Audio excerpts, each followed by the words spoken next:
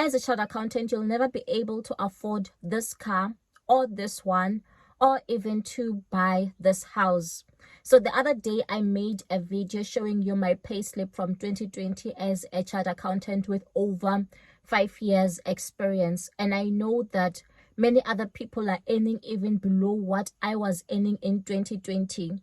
So also, if you do a Google search and search how much do CAs get paid, it tells you that it starts from around maybe 480,000, and then it goes up depending on your level of experience. But on this site, talent.com, it says that the average is 720,000 rands, and entry-level positions start at 540,000 rands.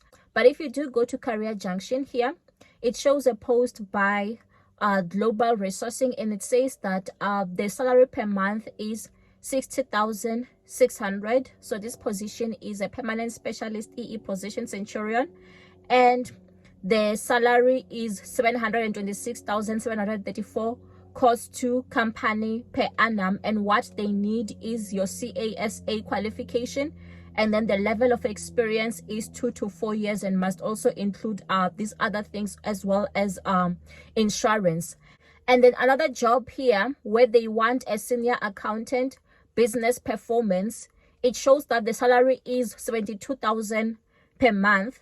So the senior accountant business performance cost to company salary is, so the annual salary is 864,056 rands, and they want CAXSA, and then they also want relevant experience as a finance business partnering. And then if you read further details, they say desired work experience. They want more than 10 years experience. So you can see that you are getting that 800,000 with more than 10 years experience, or more than that 6 years, 7 years relevant experience. So I've done a calculation to help you understand how much you can afford as a chartered accountant.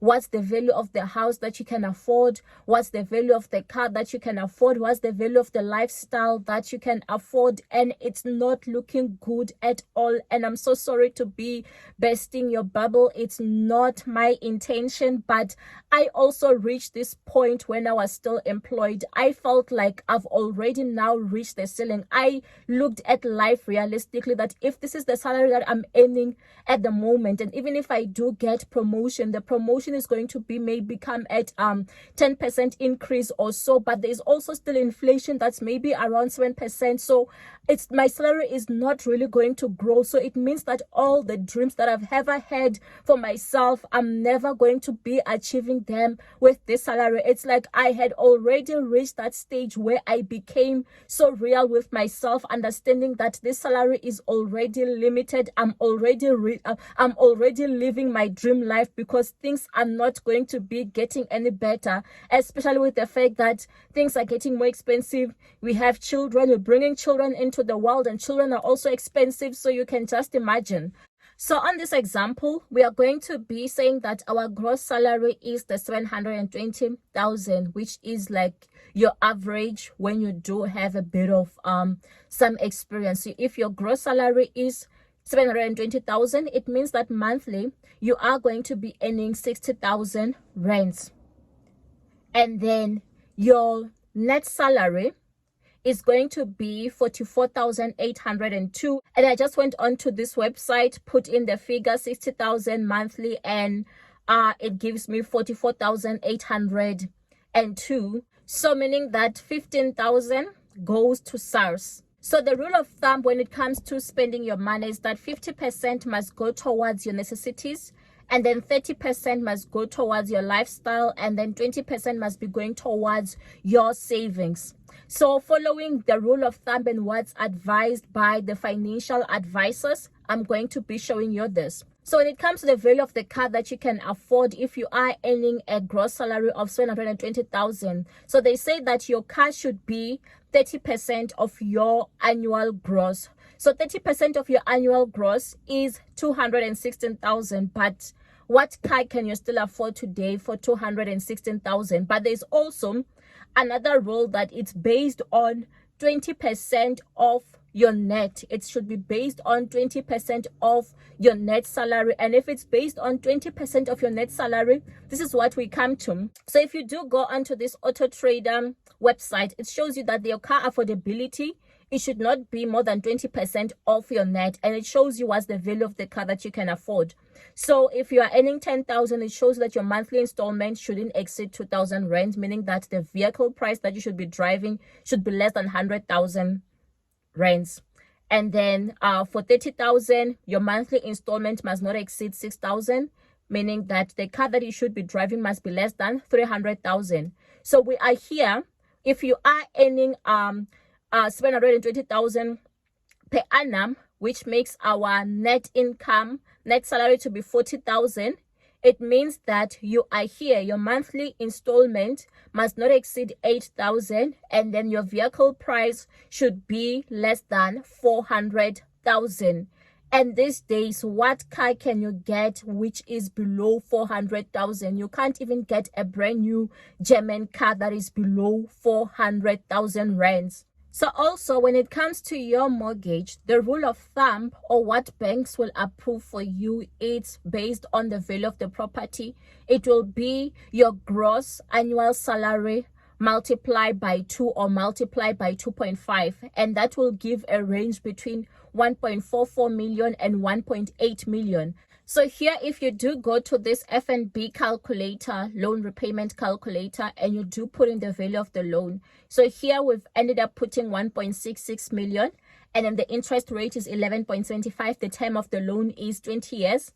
It says that for you to qualify for this house, your minimum gross monthly income should be 59,968. So it just shows you that if you are earning 60,000 per month, you don't even qualify for a 2 million rent house. They can't even approve you for a 2 million rent house. So this is the home value that you would be qualifying for if you are alone, if you are not going to be merging with a partner or with your spouse. So you'd only be qualifying for up to 1.66 million.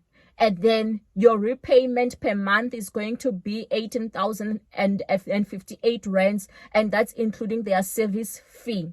And then also, the rule of thumb says that your repayments or your mortgage repayments must not exceed 30% of your gross salary. So here, 30% of the gross of 60,000 per month, it gives you 18,000. So that's the most that you should be paying towards your bond. So let's do our calculations to see how much can you afford. So if you are going to be paying for a car, if we use 30% of annual gross, your repayment is going to be 4,393. So this is what you get when you input 216,000, but here the interest rate is 13.50. So it would be a bit lower if maybe also the interest rate that you are going to get is a bit lower as well. But if we are going to be basing our repayments on the 20% of the net salary, it means that your repayment is going to be 8,960. So it means that you can still get a car that is priced a bit higher and pay 8,960. But I know when it comes to cars, dealerships do manipulate the figures to make you qualify for an even more expensive car. So you might find yourself even paying 12,000 rands or so. They do qualify you for it. And then there's medical aid. Here, if you check, the comprehensive starts from 7,163.